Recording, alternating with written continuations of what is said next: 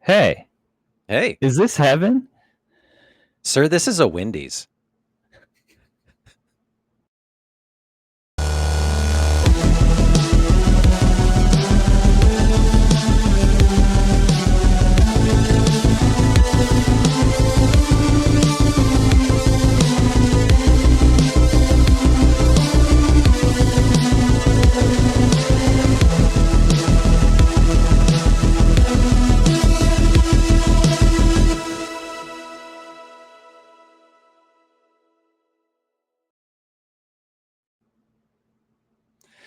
Oh, God. Hello, everyone, and welcome back to Uncultured Universe. We are the podcast where two friends show each other movies, shows, and anything else that they need to see, hear, or experience in order to get a little more cultured. I'm your host, Joe, and I'm joined, as always, by the uncultured Justin. It's me.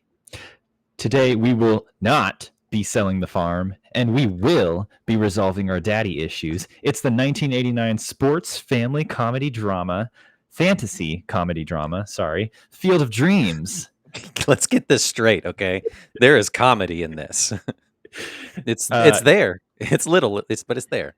yeah, Wikipedia calls this a sports fantasy drama. I added the comedy myself just purely from the presence of James Earl Jones. We will get into it. Oh yes, JEJ bringing the heat. I also made the split second decision 5 seconds before I started talking to not do my intro as a whisper across a cornfield because I'm We realizing don't. that probably doesn't sound good on audio. I hate ASMR. We're just like clicking our nails here. God, it's the worst. Anytime I come across a TikTok video or Instagram reel that starts with, "All right, now first I'm gonna do," I skip immediately. Skip. I'm not going to like actively pursue it or talk about it because it feels very like fetishy, but I mean, when I hear it, I do get it. Like I'm like there's something here. Oh, 100%. Definitely not kink shaming anybody. Like, there's something out there for everybody, you know? Like, if whispering, like, I get that it does brain tingles to some people, but it tingles my brain in the wrong way. Brain tingles. Hmm. Justin, in we're technically this is supposed to be an August record, but we pushed it a week, so we're in like the first week of September. But Labor we are Day. wrapping Labor Day. You know, it happens. We are wrapping up our sports mini series where we talk about sports movies. Your episode was Varsity Blues, and I of course followed it up with this secret not about sports movie that we just watched. What are your thoughts on Field of Dreams? So I am aware, and I was aware of like the cultural significance of this movie. This came out, what was it, 89, right? So the Yeah. turn of like late 80s, almost 90s. So I get the importance of this movie and how it's like considered an American classic at this point. Mm-hmm. Um, but I never got around to it. The only baseball movie that I hold truly near and dear to my heart is The Sandlot. Of course, we talked about this when we were thinking of sports movies. Mm-hmm. The Sandlot, of course, is the baseball movie for kids from the 90s, and then of course it tells the story of kids from the 50s or whatever the hell. Yeah, But like that, every kid in their childhood must pick one James Earl Jones baseball movie to go with, and yeah. it's this or The Sandlot. Yeah, mine was not this one. I knew sort of the concept. There is some sort of whisper thing from beyond that is talking to Kevin Costner, and he feels compelled to build a baseball field at his house or something.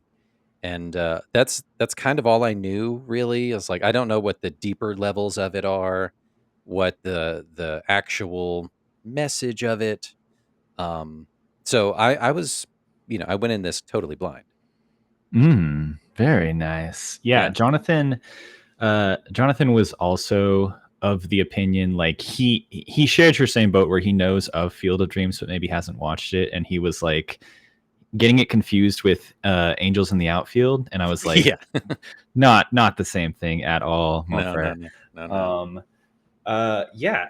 So this movie kind of I picked this as a bit of a curveball, pun intended, for our sports Ah, miniseries because I was almost going to go with the extremely obvious Joe choice, which would have been A League of Their Own, Yeah. making you watch that.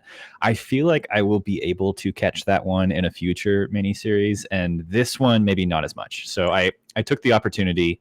We watched Field of Dreams. Field of Dreams kind of exists, I realize, in like a quartet of Costner movies that I just like grew up with.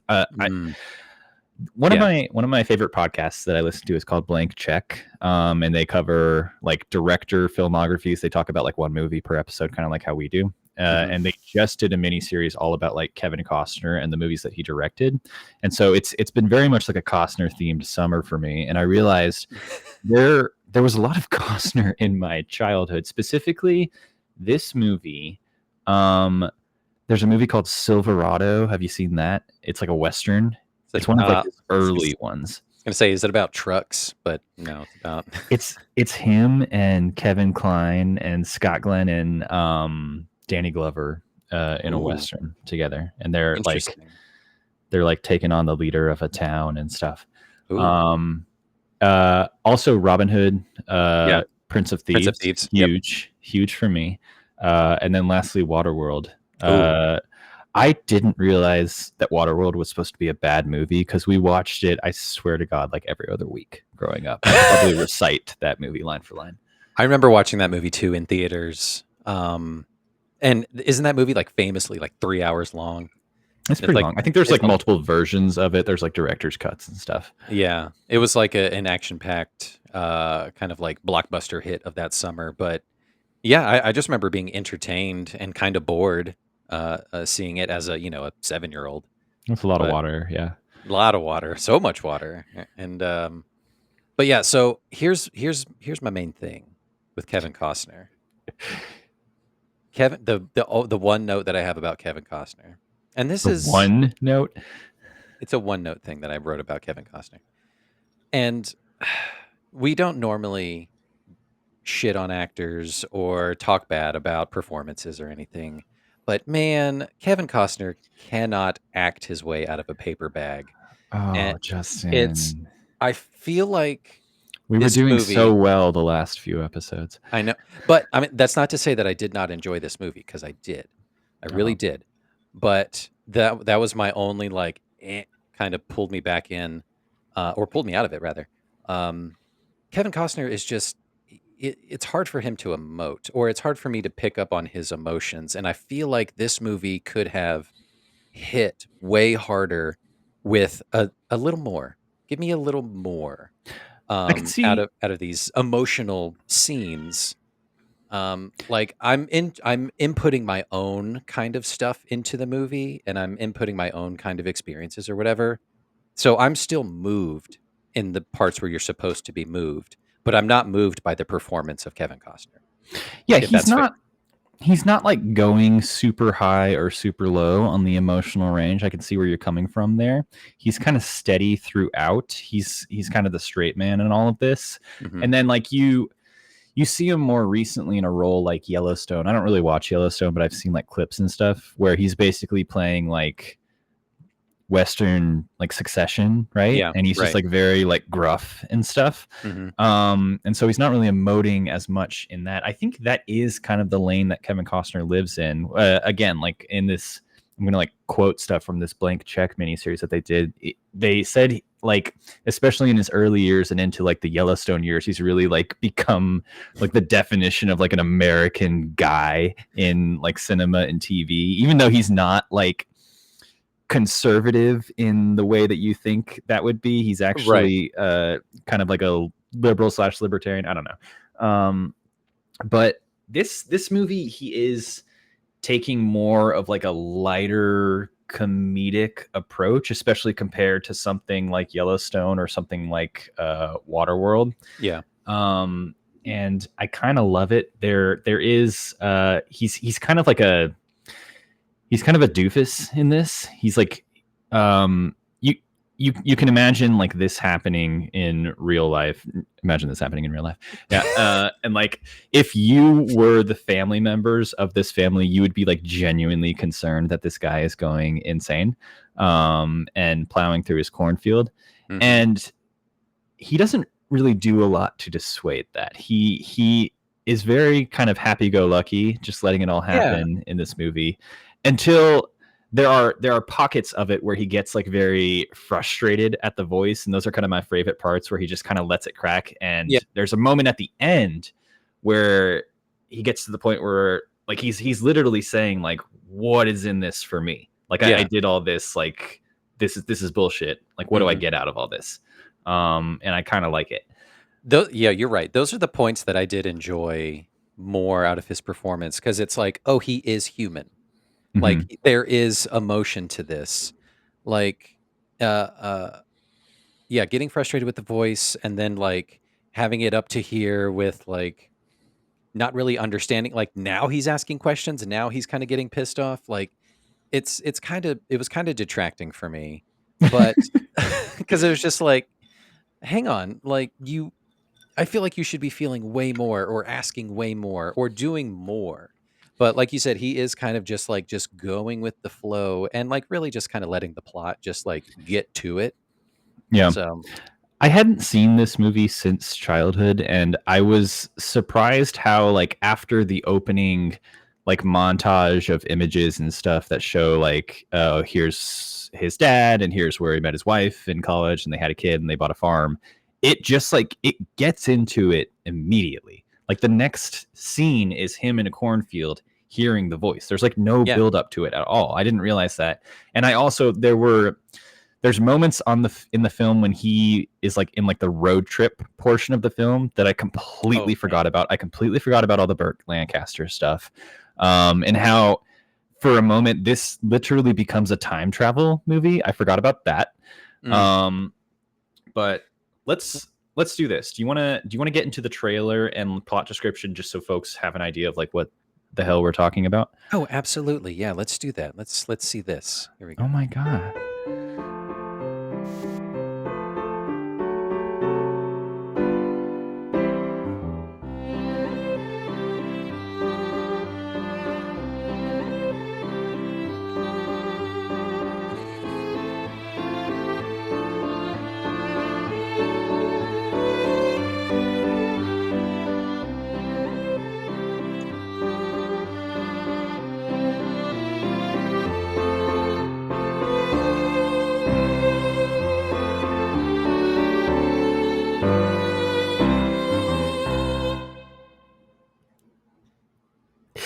Talk baseball. Yeah, I think that really captured the plot of this movie. It's about baseball and there's a field. It's the field of It's about dreams.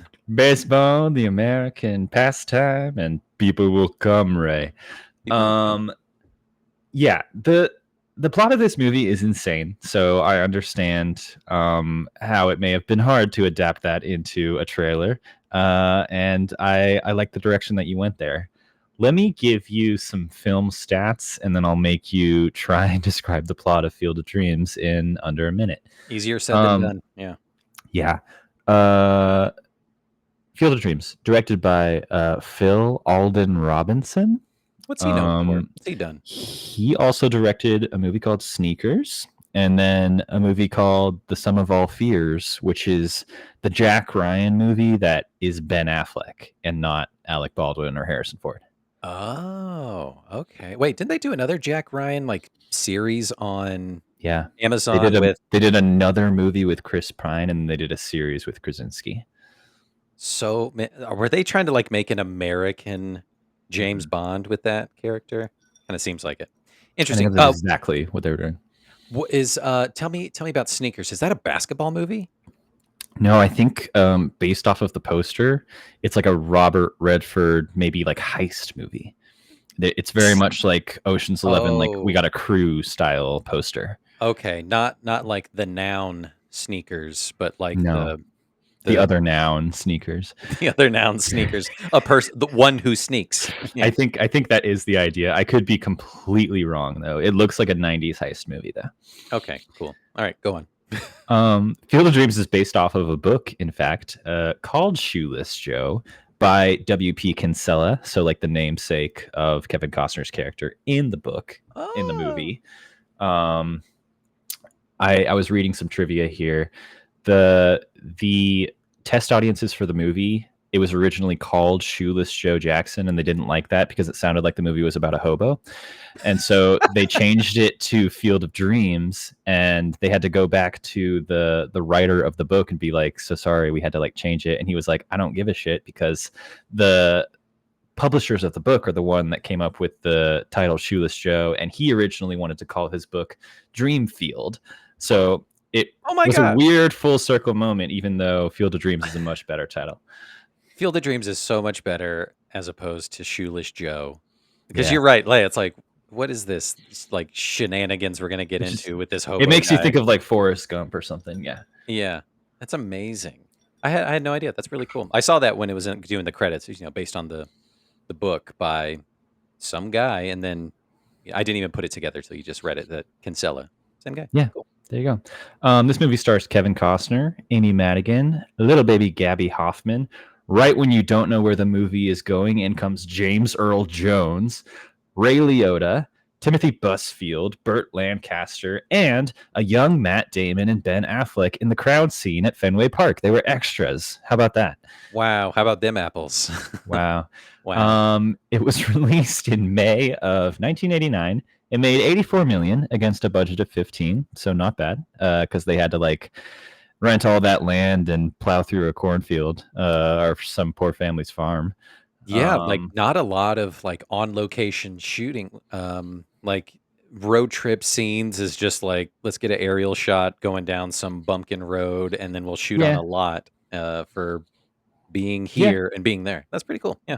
I mean, they're on a farm. They're in Fenway for a little bit, and then they're on the road for a little bit, and then that's kind of it. That's pretty much it. Um, this movie received 3 Oscar nominations in the categories of Best Original Score by James Horner, the guy who did Titanic. Oh, Best Adapted Screenplay.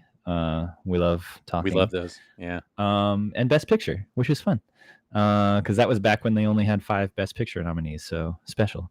So those were the nominations. Those are nominations. It didn't win. They didn't win any. Bummer. It'd be crazy. This one Best Picture. Um, Who did it lose to that year in '89?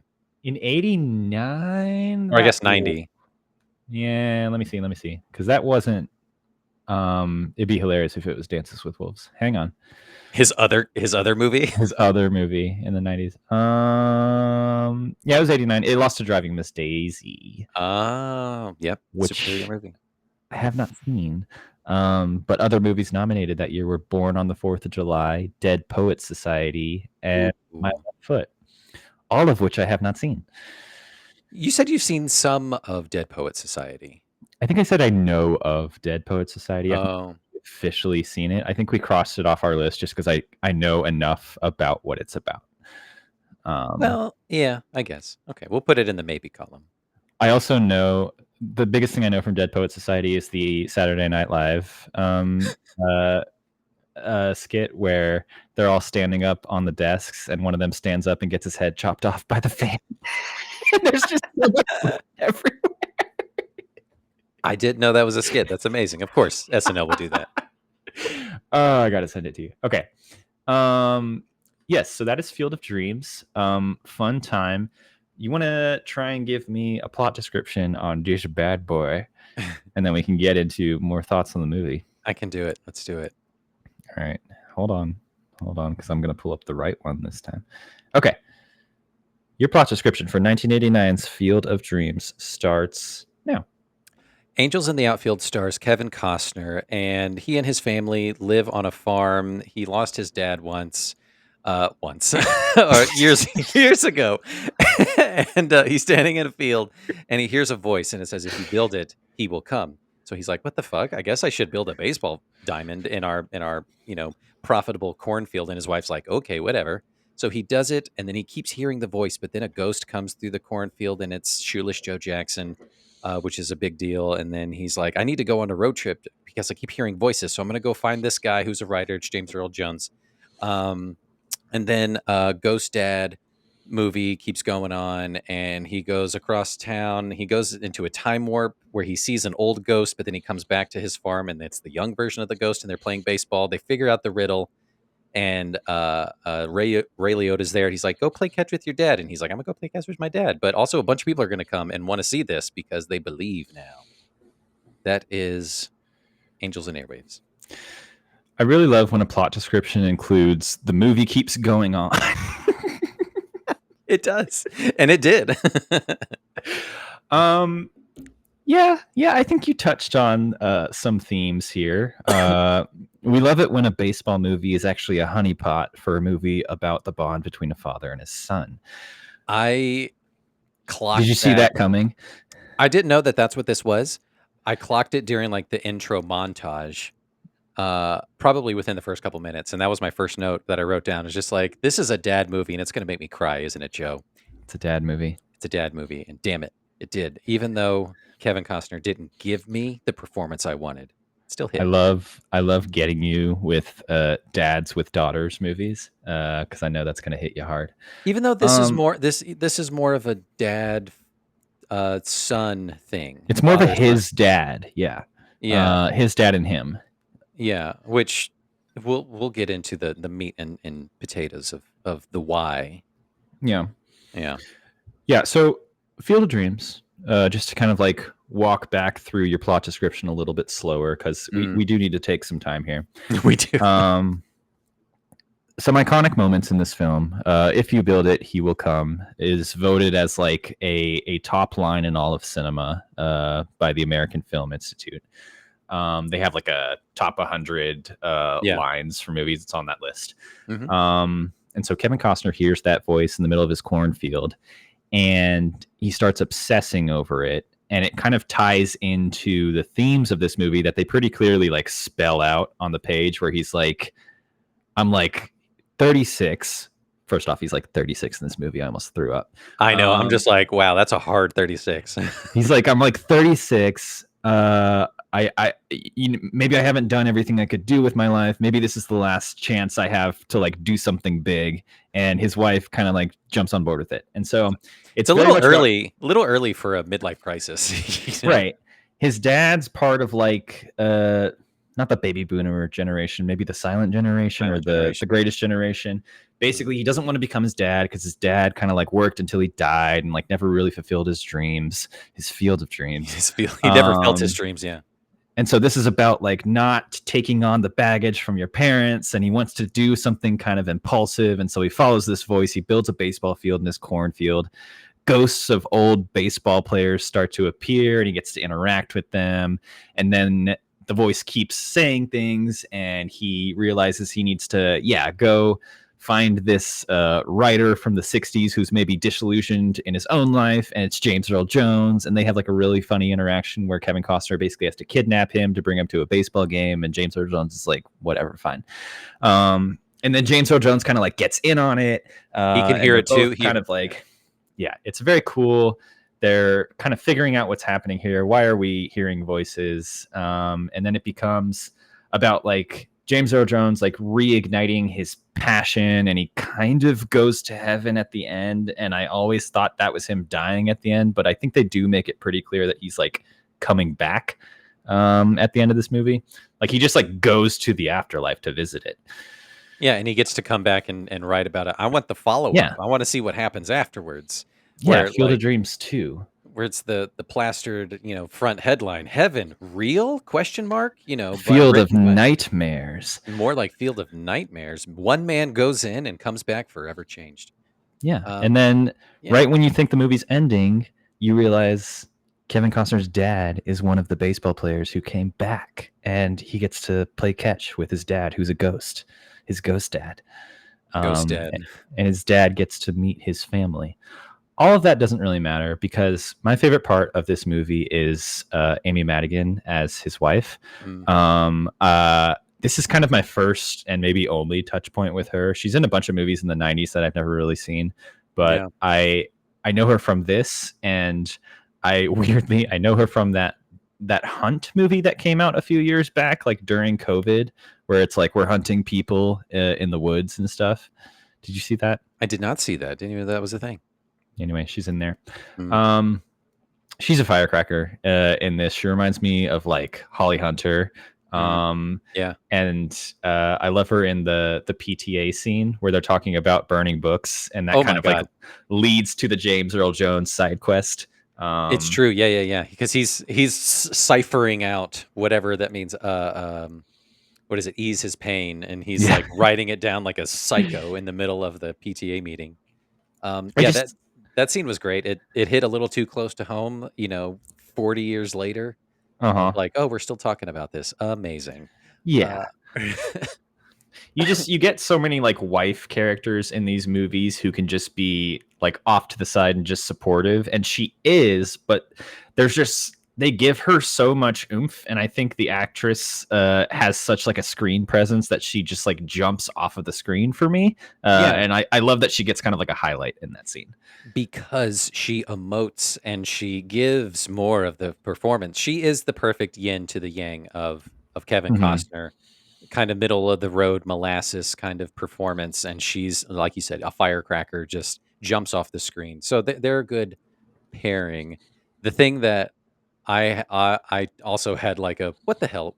Why didn't why didn't the writer think of something better than this? Like he's like, "Okay, honey, listen, I've been hearing voices. It says if you build it, he will come." Build what? I don't know, maybe a baseball field or something. I think I'm gonna do it. And she's like, "Okay." And then like a couple weeks later, they're like, "Oh, the bills. We didn't think that we would lose money." Yeah. And it's like, you didn't think about that? I mean, it really asks you to believe a lot with like a few sentences worth of writing. I mean, he has kind of a scene where yeah, he sees a vision of the baseball field. That's what inspires him to build this entire baseball field. And then he Yeah. has a scene, like one scene with the wife where he makes the plea like I don't want to become my dad. I'm kind of going through a midlife crisis right now. I need to do this. And the wife is like the perfect combination of understanding and also like hippy dippy from the 60s impulsive that she does go along with it. Yeah. And then right as they're starting to experience financial troubles, the ghosts show up on the field Mhm. months later. So that kind of like keeps the flame alive, keeps them with a reason to do it. And then Timothy Busfield comes in and wants to buy up the farm. And that's when kind of the road trip with James Earl Jones is happening. They share a dream. And so it the script does kind of sprinkle in these supernatural moments that make it keep rolling. Yeah. But it's a fantasy movie. That's what happens. It is a fantasy movie. I feel like a little more credence could have been given to some of those supernatural moments. Hmm. Like when they're having the conversation on the stairs of like, I had the same dream, I was doing this, that, and the other. Um, it moved pretty quickly Hmm. of just like, okay, well, I gotta go to fucking Boston to go pick up this guy. I'll help you pack. It went pretty quick. And then I think there was enough like emotional beat and timing with the James Earl Jones stuff Hmm. where he heard go the distance and he saw the thing and he's like, "You didn't see it, did you?" He's like, "All right, well, this was a waste of time." And then so like there was some build up there because there was like changing of scenery and James Earl Jones is just a powerhouse of a performer.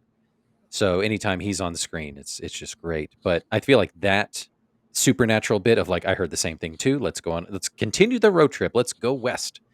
Going to fucking Minnesota, right? Is that where they go? Yeah, they end up Clear. like Midwest when they're doing like the Doc Brown stuff. The Archie, Oh, no, Graham, yeah. not Doc Brown. Let yeah. Gonna see some shit, kid. Yeah.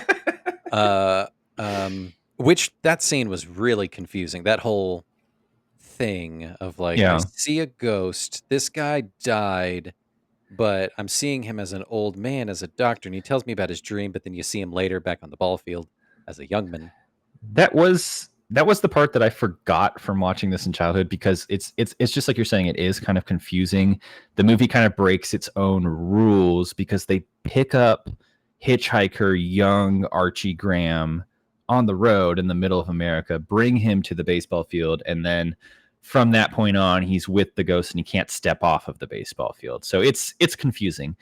Um, but I do Yeah, like your point how this movie does move kind of rapid fire. We talked about how it just like it starts right into it and you're immediately hearing the voice and you don't even we have to. clocked it. We clocked Yeah. it like 19 minutes and something seconds. It's like the baseball field is built and it's done. Yeah. It's like holy shit. We waited for nothing.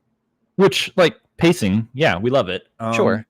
And then it makes me appreciate more when the movie kind of like slows down the second James Earl Jones comes in, because there he realizes he has to go and find this writer Terrence Mann, who's like a recluse now. He was like big in the social civil rights movements in the 60s, and now he's kind of disillusioned with the world, and so he has to figure out what his connection is to all of this. He goes and finds him, and then you spend like 5 to 10 minutes of him just trying to like get into his apartment, and then Yeah. doing this like song and dance number where he's kind of considering like, do I got to kidnap this guy? I got to get him to this baseball field.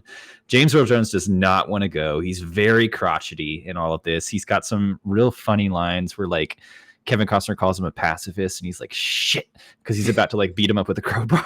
Yeah, he has that to was stop. that was amazing. Yeah, that whole scene was really great. And yeah, Yeah. you're right. In terms of pacing, I did appreciate that. That kind of like threw us back into third gear for a second to slow down and Mhm. coast. Because yeah, before that it was hard hitting, pretty quick, one thing after another. Build the baseball field, see the ghost, talk to the ghost, hear another voice, get back in the car, go across town, do all this stuff. And then it's like, okay, let's slow down, take a breather. There's more to the mystery.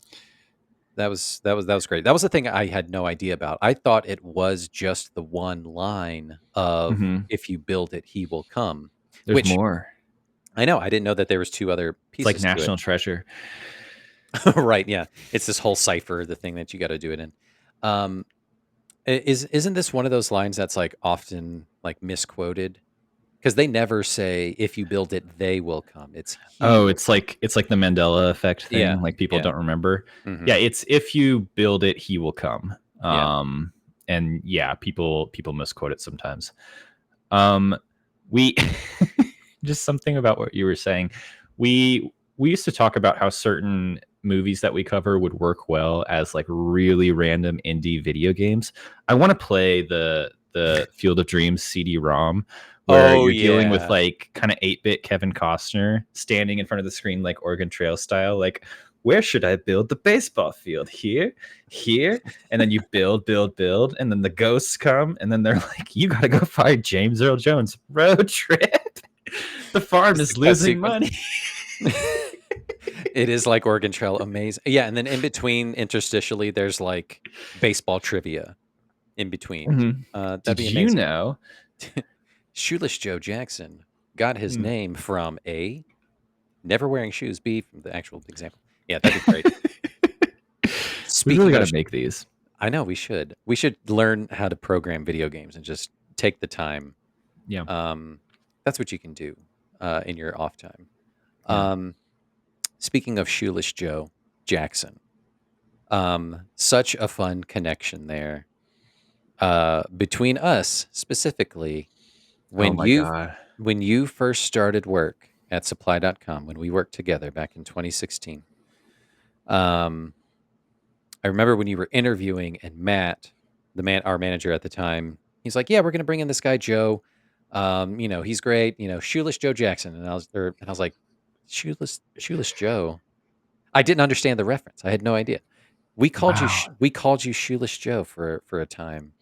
And I'm just now remembering that you guys did call me shoeless for like 4 years. yeah, did you get it? You're like from I Field of Dreams? did. I didn't realize that you didn't get it. So you just thought that they were calling me Shoeless Joe, Well, so like a like hobo. in passing, Matt was like, like the baseball player, and I was like, oh, totally, the baseball player. Anyway, um, I was like, that sounds made up. I I'm actually gonna switch over to my Wikipedia tab. Shoeless Joe Jackson was a real person, right? Oh yeah, 100%. Yeah, I'm looking at his page now. Okay, well that's good to know. Yeah. So Because yeah, the whole time it comes up, I didn't know that that was a part of the movie. So it's like based on the book by Shoeless Joe, or Shoeless Joe by whoever, and I was like, oh shit, that's amazing. I have so this you great had like anecdote. a full circle moment of realization here. Yeah, it was perfect. It was great. That's what this And podcast is about, Justin. It's that is what it's about. we learn about each other, we learn about movies, but mostly we learn about ourselves. And if you can't do that, then what are we even doing? Why are we even here? Why don't you tell me a little bit more about what you're sipping on there, bud? So my it's kind of faded a little bit, but I did this thing. I got the idea from you can make like a coffee cocktail or just a coffee cold beverage or something. You take marshmallow fluff on the back of a Ooh, spoon and you smear it on the inside of the glass, and then you what? use dry erase marker to make the eyes. So I got like little ghosties in my glass. Oh, I thought Um, that was just like one of those like old little themed jelly jars that you get where like the paint's kind of peeling off. That looks no, no, really no, good. no, no, no. It's that, and then the inside is uh, sour mix, bourbon, Campari, um, kind of just like an older fashioned kind of like whiskey drink, Hmm. a whiskey sour drink. But I'm calling it a ghost dad because of the ghost, because there's a Ooh, shitload of ghosts in this movie. and one of them's a ghost dad. Yeah, Oh, that makes sense. That sounds yeah, tasty. yeah. What do you got? Um, I went more of the corn route. So I am calling this a diamond in the corn because it's like a diamond in the rough, but also you have a baseball diamond in the corn in this movie. Oh my god! Um, it is something called Nixta corn liqueur that we got. Oh my god! It's a liqueur that comes in a bottle, and the glass looks like corn, like it's like kernels of corn. That Sponsored by bottle is Nixta. that bottle is ribbed. Yeah, I think it's ribbed for your pleasure, and it's from Mexico. Ay Um, ay ay. so that's in it. And then the rest is tequila blanco, fresh lime juice, and then Cointreau. So this is basically a margarita with corn liqueur in it. Oh my god, that sounds amazing. Joe, is this your first appearance of tequila on this podcast? It might be. Surely not. No, no, I no, don't no, know. no, no. I would have You've done it. remembered spelling the word tequila. Quila. Yeah. There's not a C in there. Yeah. That sounds amazing. I was trying to think of like how do I introduce like peanuts and like caramel corn for like Cracker Jacks into Just this, like but classic baseball. yeah, I was gonna do like just a regular beer with the ghosts still on the inside and put a hot dog in the middle like a straw. Ooh, Ugh, but that's a we lot. didn't have any hot dogs or beer in the fridge today, Hmm. so we got Ghost Dad. I like Ghost Dad. Ghost Dad's great. Good, Justin. Okay, Mm. let's cover some other notes on Field of Dreams. There were some quotes that I wrote down that I laughed at. The only thing we had in common is that she came from Iowa, and I had once heard of Iowa. Um, Such a ridiculous line. I like how this is secretly just like an Iowa tourism movie. It's so much about how Iowa is like maybe heaven, maybe not. Let's go to Iowa Yeah. and see all the corn. This is about Kevin Costner really just needing friends. He wants to just like play ball with someone so bad. I So love bad. the first scene with him and Shoeless Joe when Shoeless Joe first shows up on the first night, and just like wordlessly, Kevin Costner goes out. He's kind of amazed, and then he just like starts throwing the ball with him, and he asks. Shoeless Joe goes out into the outfield, and Kevin Costner's like, "Okay, I'll hit you a ball," and then he just whiffs the shit out of it. It's And he's like, so good. "Oh man, like how embarrassing." Oh, 100%. I It's did not see so that. me.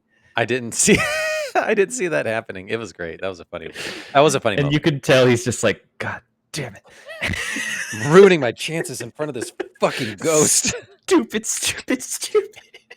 And then he hits the next one, and it's fine. I forgot he literally time travels in this movie back to like the 50s.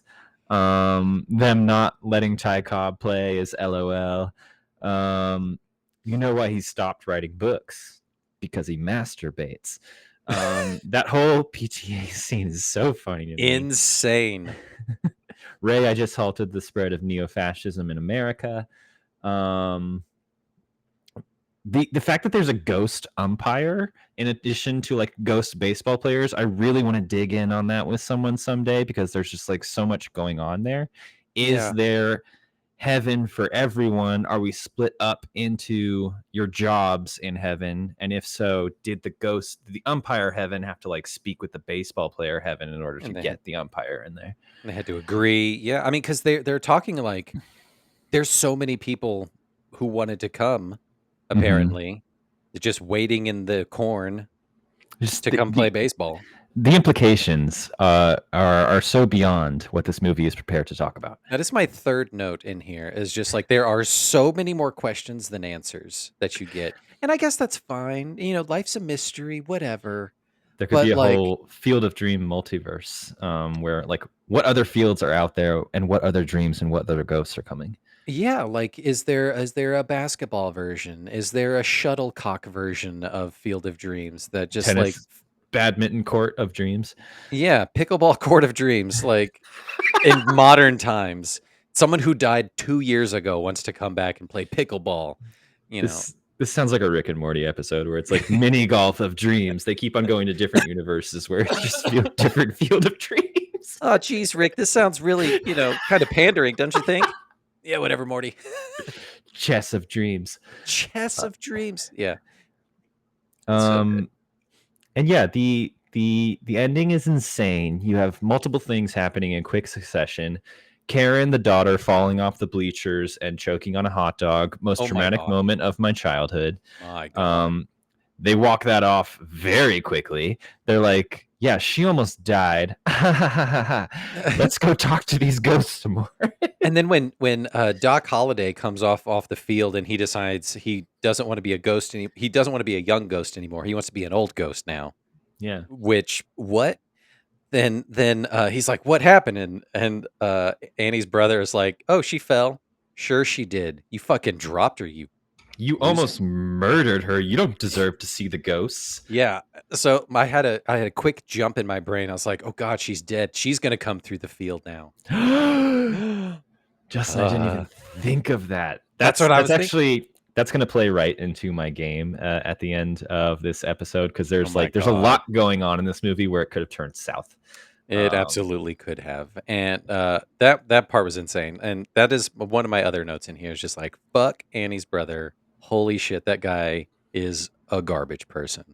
Yeah, They should have told him to fuck off so much earlier. his name's Timothy Busfield. I know him almost exclusively from this movie, and then about a year ago, we did a full watch of The West Wing for the first time for me, and he plays kind of a recurring character on that show. He's part of the press in the press room, and he's actually really cool. And so that was kind of a full circle redemption arc for me. I don't hate him anymore because I like him on The West Wing. There you go. That's fair. That's fair. He gets with Alice and Janney. It's fun. Yeah. Yeah, this Um, this movie's fun. There's a lot of good quotes in it, and there's pretty good iconic scenes yeah, in it. Even though when they do kind of like the back off, kind of swooping look of their property, like towards the end, I mean, like they have so much extra fields of corn. That one little bit of land, if for a not regulation size baseball diamond, yeah. can't be costing them that much money. And they're worried about having to like sell the farm for probably millions. Like you'll be destitute. Yeah, you guys are like really bad with money. I think it's very indicative of this podcast that we're doing like a sports mini series about Field of Dreams, and we're not really talking about baseball. No, I could give a shit about the baseball players, the Ja- history, the like. James Earl Jones gives a whole monologue at the end of the movie about how baseball's like Oh. the beating heart of America. We have not talked about that at all. No, he's saying We're his whole talking thing. about the science here. Yeah, the implications, the supernatural part of it. Yeah, he's giving that monologue, and I'm like, yeah, it's a great monologue. This is a good scene, but I'm like, barf. Baseball is the through line of humanity and America. Barf. Yeah, I mean, know. it does go a little hard in that, and I was like, okay, like there's maybe better themes here than just coming back to baseball. Yeah. Baseball needs to be the metaphor here, not the end all be all. Yeah, guys, like there's a scene. This is a quick parallel because this is what it reminds me of. In the episode that Ryan and I did about Marley and Me. I had never read the book before. First time I read the book, there's a scene towards the end where the main character John is like on a writing assignment and he goes to Washington D.C. or something like that. And there's this whole like page and a half thing where he's like, and then I decided to take a walk around the Washington Monument. And it made me really proud to be an American, and it You just guys goes on talked for about that. it went It's on for so way weird. so long, and it's just like, this feels really out of place. Like, isn't this movie about like your dog? Like, should we get back to the dog? And that's the same thing here. It's just like, we need to talk about like the family things and like fucking ghosts, and it's like, no, baseball brings us back together. It's just like, this is too much, you guys. Looking at the Washington Monument really made me think: can jet fuel melt steel beams like that? No, Joe. Isn't there like 9/11 stuff in that book or Oh no? yeah. I think there's mention of 9/11. Yeah, Okay. Okay. I didn't no, read it. I wasn't part of that episode. you weren't there. Yes, I I didn't either. wasn't there. Okay. Let's do some wrap up thoughts on Field of Dreams before I get into end games. Yeah, What are your I guess like do you feel better now that Field of Dreams is part of your culture? And it's just like in your life now. I do. I do appreciate it because I know that it was like an iconic movie of the late 80s, 90s kind of a thing. It's permeated into the brains of many. Yeah. Um, truth be told, when I was doing a little bit of research to make the trailer and the end game thing, I was looking up stuff on YouTube about Field of Dreams and stuff. They did something several years back where they did a like White Sox and whoever else is playing, and they built a like little field set at one of the baseball stadiums. I don't know what the fuck it was.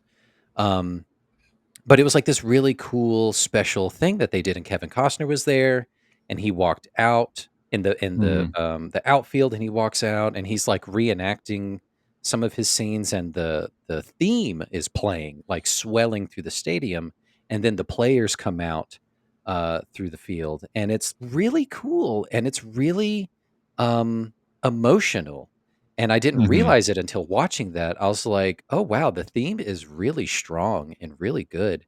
I enjoy this more better than, or like this hits more than the movie did, um, for some reason. But like, I could give a shit about the MLB, but but yeah, overall, like I think this movie was a good time.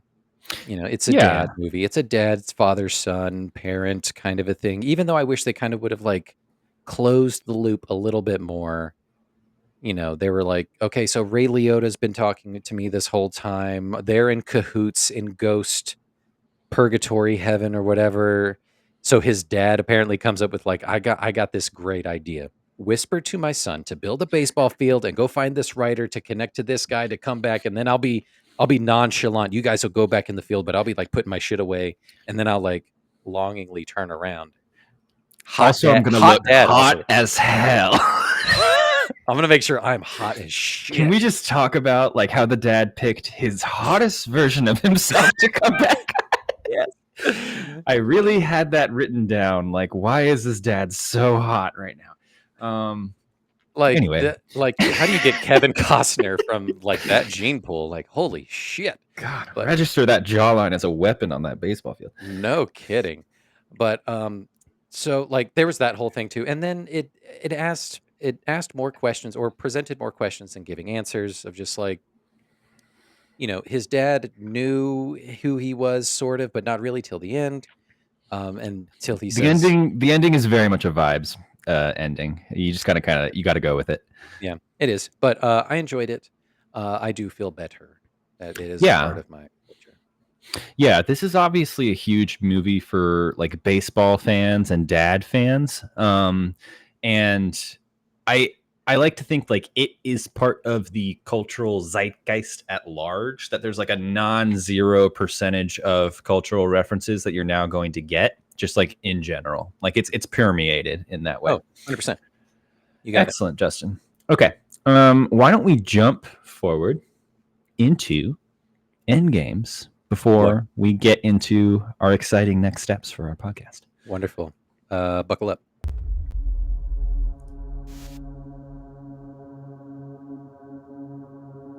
Till I heard the voice. I'd never done a crazy thing in my whole life. Are you really hearing voices?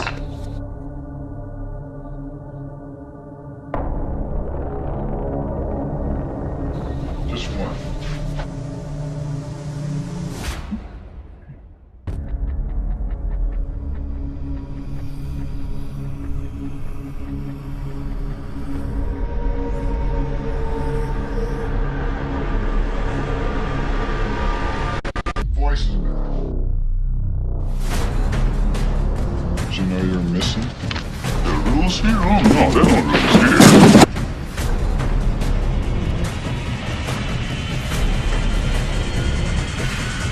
There's a man out there in your wallet.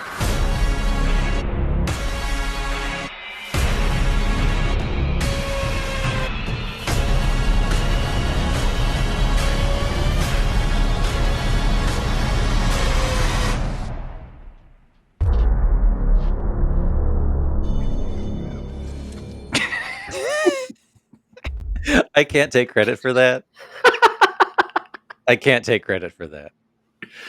You can't take credit for the whole thing, or just Field of Screams. The whole thing. For the whole thing, I can't. I was looking for like a horror cut. I knew there had to be something like out there, but the Yeah. audio that went with it, I was like, this is too fucking good. I got to keep it. I was gonna say, like, I only gave you a title for this game, and you delivered exactly what I was looking for here. Mm. So we kind of touched on this in our description, but like, there's pieces of this movie that could really be bent in like a horror thriller direction with just the smallest changes. Like, there's something about ghosts coming out of the cornfields, Ooh. paired with like dad hearing voices, family experiencing financial troubles, young Ooh, yeah. child. It's like it's The Shining to me. Yeah. With like different music. You could change up the score to this movie, and this movie becomes an entirely different thing. You could change up like tiny plot details, and suddenly he is kidnapping James Earl Jones, or like he is going crazy out in the cornfield. Yeah. So here's what this is. This is a game called Let's Turn This Into a Horror Movie. Yes. Let's play a game where we turn the movies that we have covered into horror movies just by changing a few key details. There's not going to be any points or scoring or whatever. I'm just going to see how well you do and judge you silently.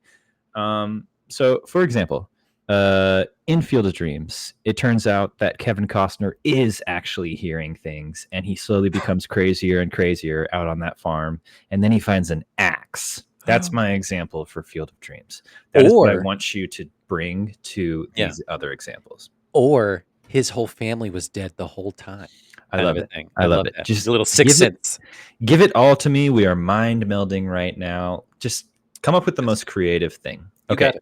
So I'm going to give you 8 movies that we have covered that are, on the range of like lighthearted to just like straight up dramas. Yeah. I know we have covered horror movies. We're not going to cover those here because they already are horror movies. Mm-hmm. Yeah. But by changing the smallest things, I want you to turn them into horror movies and kind of describe to me how you got there for each. Okay. Yeah. The lowest level. Got it. You get it. Impress me here.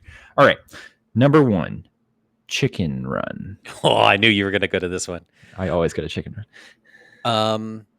Okay. So part of me wants to keep it all the same, but either make the chickens not sentient.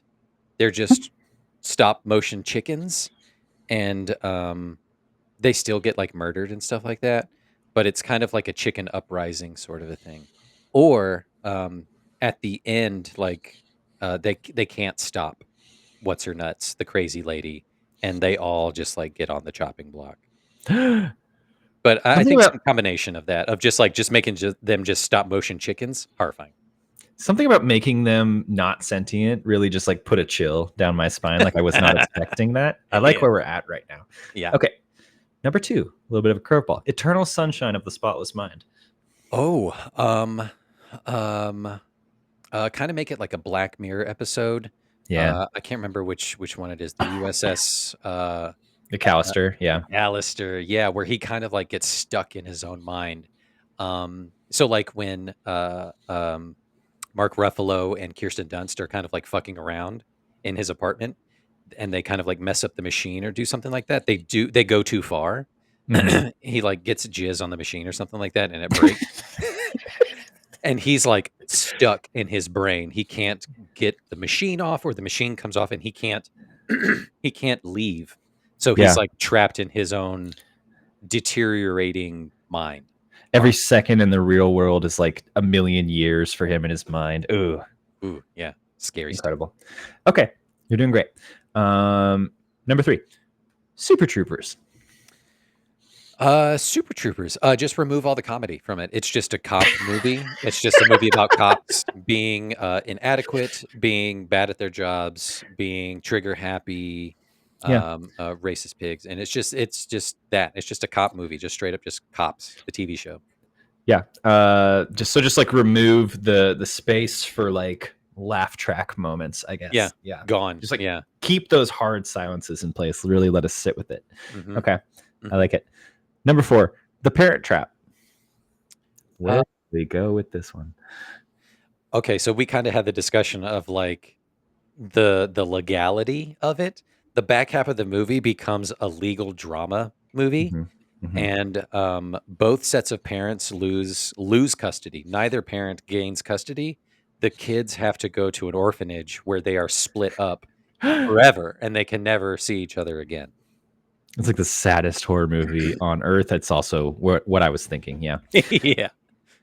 All right, number 5. See what you can do with this. When Harry Met Sally. Oh, kind of like American Psycho, because that's kind of sort of the vibe and Yeah. sort of the aesthetic in some places. Just make Harry be like a sociopath on his course to like his first kill. Uh-huh. But like he has his like attachment to humanity with Sally. Mm-hmm. But yeah, it's kind of like his deranged kind of turn because he is It's kind kind of of like the he's kind of building of weirdo. a serial killer over like 15 years, and it culminates in like she's his first victim. Pretty much, yeah. Because if he can't have wait. If he can't have her, then no one will. You got there. Yeah. And then I'll have what she's having. And then he also Yes. offs himself too. Yeah. Jesus. Okay. Number 6. Can't Hardly Wait.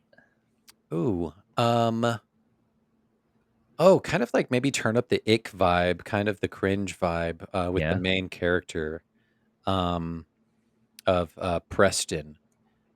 Make him kind of like a stalker. Mm-hmm. Turn up those stalkery vibes. Like he's been obsessing over this girl for 4 years of high school, kind of similar to when Harry Met Sally, like we were just talking about, where he's been secretly stalking her this entire time, and now this is his one chance at the party. Yeah. And he gets locked in the bathroom with her, and strangles Terrifying. It's like Red Eye at a house party. her. Yes, love Red Eye. Yeah. I took this one in kind of like a creature direction. Like, what if the entire house party was vampires and they chose that night to like sacrifice him as graduation Oh. night? And then they're like, at the end, we're going to take over this town too. Yeah. I love that. Don't I forget love it. creature horror. Don't Okay, forget to yeah. bring that in. Yeah. Okay. Speaking of which, number 7, Best in Show. Oh, it's from the point of view of the dogs. Yeah, Nothing else changes. nothing else changes. It's the dog's internal monologue. You can't hear Eugene Levy, Catherine O'Hara, nothing. It's the dog's point of view of just like it's that one TikTok sound. It's like, "Excuse me, I need your help. I need you to kill me." These poor dogs and the These busy poor dogs. bee. Yeah, it's this one dog that's like a prize bull or whatever, and he's like, I can't keep fucking. I gotta Mhm. stop. They breed me nonstop. I'm over it. And It's still a mockumentary. They're still like interviews with the camera. yeah, there's still cutaways, and it's just a dog just sitting there, just ridiculous. Okay. Last one had to do it. The Devil Wears Prada. It's kind of like a bedazzled movie. Yeah, the devil, Uh, the actual devil. Yeah, at the end, Miranda turns out to be the literal devil who Mhm. wears Prada. Kind of like what's that Keanu Reeves movie? Not Devil's Constantine, Advocate. the Devil's Advocate kind of a thing, where the devil reveals herself, and she's like, "Yeah, I'm here to influence, and that's why I brought myself into fashion." And little did you know, like all this kind of stuff, and it's yeah, she's the literal devil at the end. Yeah, kind of set you up for that when it's in the title. Yeah, amazing. Excellent, Justin. I think This you is have fun. like a very clear future in screenwriting, Thank and I'm really you. interested to see what you do with that going forward. Me too. Very cool. That was Let's Turn This Into a Horror Movie, Passed with Flying Colors. Why don't you tell our listeners about some of the milestones coming up for us and where we're going with our next mini series. So I'm kind of just flying off the seat of my pants off a conversation we had 2 weeks ago. Yeah, go for So it. technically, we're Yeah. catching you guys on technicalities. This episode, Field of Dreams, is technically, is our 48th episode. This is our Yeah, 48th live episode that we've It done. depends on if we count certain ones that maybe aren't covering, like movies. So, therefore, we've done 48 episodes that have been released. However, we have technically done 50, not counting Gladiator and Scream, the Oh, two yeah. that we've done. So that technically brings us up to 50. So just on a whim of technicality, let's throw the rules out the window and just celebrate doing 50 episodes, being on the air, whatever, on the internet for 2 years is pretty cool. So, and I think that's worthy of celebrating. So, what better way to celebrate than, showcase some of our favorite movies, even though we have seen them. Each other has seen each other's movies. So we're just going to do our favorite movies, and I don't know how Joe wants to do his. Yeah. We still need to discuss. I think we go Yeah. whole hog and just do the full thing, make it a weekend. Because there's interesting perspectives I can bring to that one. But fuck it, it's a celebration. 50 episodes is nothing to sneeze at. It's a pretty big deal. We're pretty consistent. We're better than most podcasts that do stuff out there anyway. Yeah. So we're gonna do like our favorite movies rather, for the next couple episodes. I'm gonna bring to the table. I'm bringing Forrest Gump. That has, as long as I can remember, the like tell us something interesting about yourself sort of icebreaker. That's always been my go-to thing of just like, well, my favorite movie is Forrest Gump because I've seen it a ton. I remember watching it, and I think it is the complete total package of a movie. Really strong performances, great story, great like uh, uh, uh, sweeping eras of American history. Super cool. I want to bring that to the table. Joe is considering bringing Lord of the Rings to the table. How do we do that? I don't know, because of course, if we're going to do it, we're going to do the extended edition, which is 12 plus hours plus bonus footage. Who It's knows? yeah. Justin asks like, "What's my favorite movie?" And my answer to that is always just like blanket Lord of the Rings. I treat it as one movie, but I'm realizing it's very hard to do that in this case because it is kind of a 12-hour commitment. We've obviously both watched it, so it's not going to be an issue to talk about. But I may figure out a way for us to like watch and talk in a reasonable manner. Yeah, I mean, because I can bring a perspective, because you've never read the books, and I've read them twice, I haven't read the and, books yet. and they are incredible. So we can talk about a lot of that stuff. I think I And have so- been read the books, but I was very, very much a wee lad when that happened. A wee boy. That's Yeah. great. So that's what we're doing for this next series. It's 50. It's worthy celebrating. And then I think after that, we're kind of just going to tread water and either go back to some of our core stuff of like directors and actors and things like that. I know that there's a Winona series on the horizon that we want to do. Hmm. Maybe we circle back and do some more Kevin Costner stuff. Who knows? Yeah. I definitely want to do a long, long, long stretch, multi-month stretch of sequels. We're going to do that for sure. Sequels, just like in general, or sequels to movies that we have covered? The latter. Okay. I'm going to add on to that like sequels / remakes because I will make you watch Treasure Planet one of these days. Oh, hell yeah. Absolutely. All that Yeah. kind of shit. Yeah. we're Already on definitely- your wavelength there. It's happening. But yeah, so that's it. That is, Uncultured Universe in a bubble, and that's what we're doing. Hope you enjoyed our sports mini series. We know we did.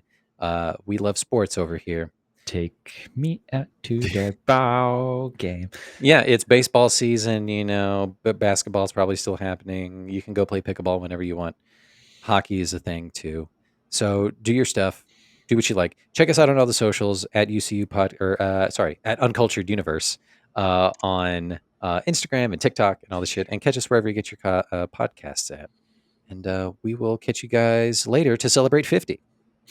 Bye. Okay, bye.